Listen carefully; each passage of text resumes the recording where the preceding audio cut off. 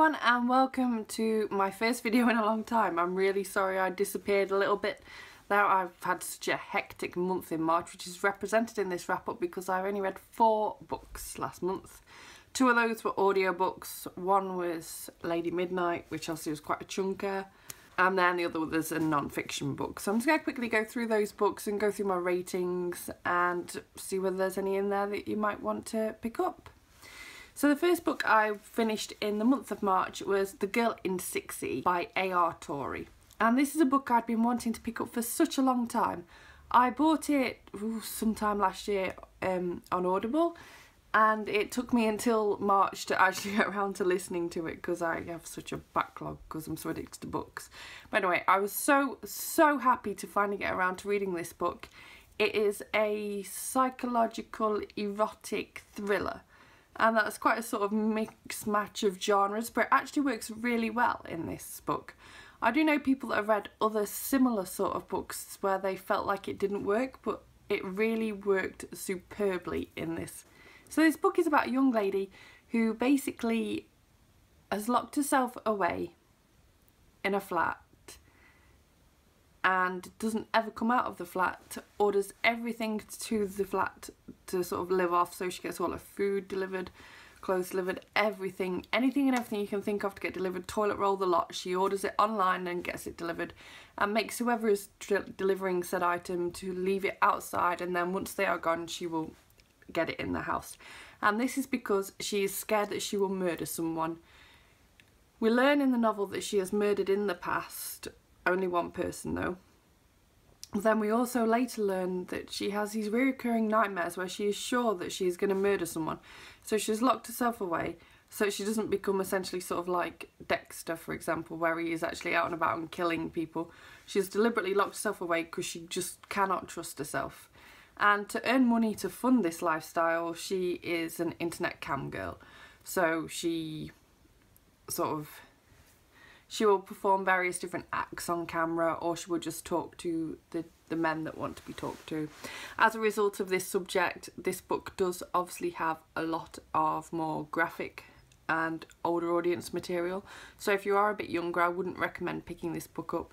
Likewise, if sort of sexual content actually makes you uncomfortable, it's not your cup of tea, again, I wouldn't pick this book up. But I would say it's all done tastefully, it all works well with the concept of the novel, and I can't wait to pick up the next book in the series, to be honest with you. So I gave that book in the end 4.5 stars. The second audiobook I finished in the month of March was Something Wicked, and that was by Kerry Wilkinson. And I've read one Kerry Wilkinson novel in the past, I can't remember what it was called right now, but I've read one in the past and I enjoyed it. It wasn't the best thing I've ever written. It wasn't the best thing I've ever written. It wasn't the best thing I'd thought that anyone had ever written, but at the same time it was enjoyable, it was entertainment, I enjoyed it, so I thought I'd give another book by him a go. And so this one is the first in a new series about a detective called Andrew Hunter, and I enjoyed it. I gave it 3 stars. It's just a standard sort of mystery novel. Again, it did what I expected it to do. It entertained me. It wasn't necessarily anything special, but I enjoyed it while it lasted. I'd say the one downside to books like this is it's the sort of thing where in a year's time, if you asked me what the book was about, I wouldn't have a clue. But I enjoyed it while it lasted, but it left no sort of lasting impact, if you will. That said, as I did enjoy it, I will be picking up the next book when that comes out. Then I read a NetGalley review book, and that is called In the Company of Evil. And that is by Michael Thomas Barry. And this is about real Californian serial killings that happened between the 1950s to the 1980s. And because I am from the UK, I only know about the really high profile killings that have happened in that area. So I didn't know about a lot of the killings that happened in this book, and I just found it fascinating. I mean, I enjoy a good bit of true crime anyway, even if I do know about it, but this just was so much more interesting to be learning about these different killings that have happened through time that I didn't know about and that really did happen. You know, it's just so much more creepy when you know that this is this happened, this was a real thing.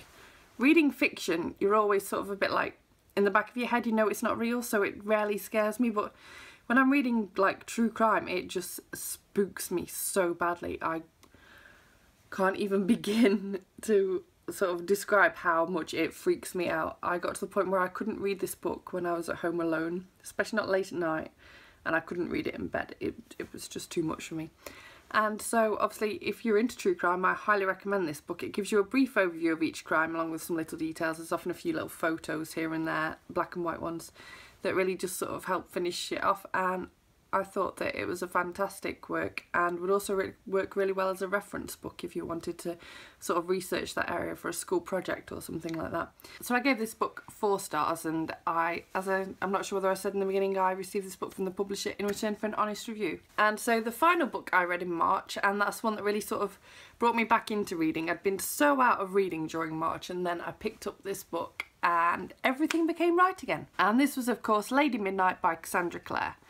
Now, I'm going to film a full video review for this book and indeed all the other books I've mentioned in this video, so I'm not going to go too in-depth into this, but basically it's my favourite book by her yet. I gave it 5 stars. I loved it, absolutely loved it. It was just fantastic.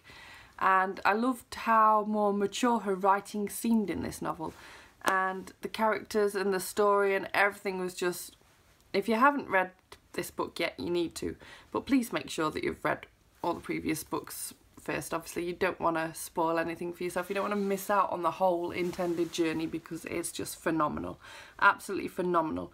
My mind boggles as to how Cassandra Clare can even begin to sort of plan how her novels intertwine and how everything connects, and it's just so clever, so clever. And I'm so excited for where this series, The Dark Artifices, is going to go, because if she has managed to make this much of a splash with the first book in the series, I dread to think where this series can even go in terms of amazingness. It's just gonna, I think it's gonna blow us all away, and I'm so excited for that, and I wish we could have the new novel right now.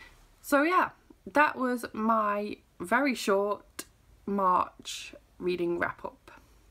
Now, I'm really behind on video reviews, but video reviews will be coming up for those books sometime in the hopefully near future, along with other books that I've still got to do reviews for from earlier in the year.